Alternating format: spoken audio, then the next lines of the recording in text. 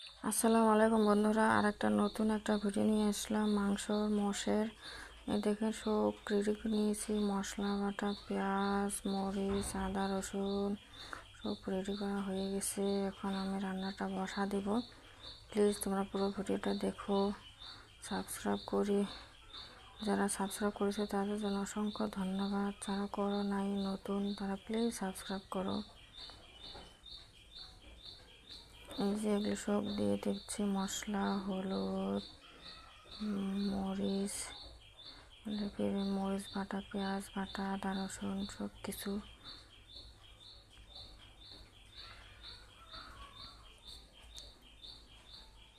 লবণ,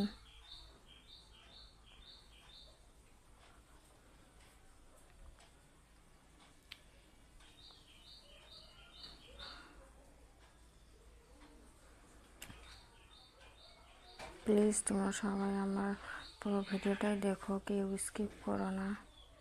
আশা করি আরও তোমরা দেখলে আশা করি আর নতুন নতুন রান্নার ভিডিও আমি দিতে পারবো তোমাদের। দেখো এখন মাংসগুলো মেখে নিচ্ছি।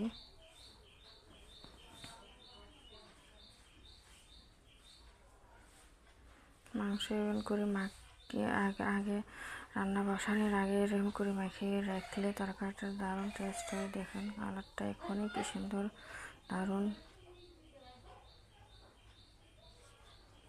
এই যে বসিয়ে দিয়েছি রান্নাটা, দেখেন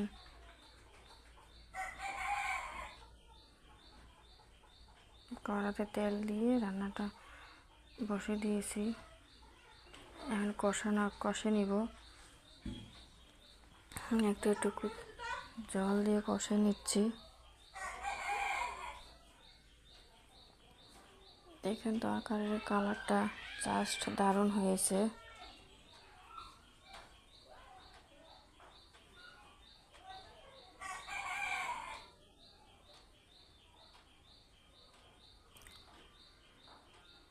যে এখানে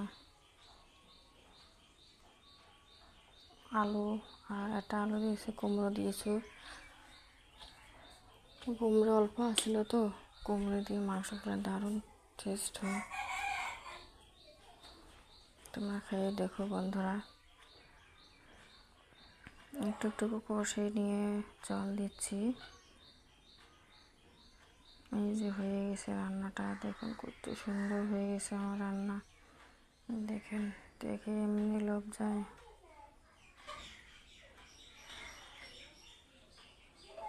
পুরো ভিডিওটা দেখো বন্ধুরা প্লিজ। ভিডিওটা আমার এখানে শেষ করব।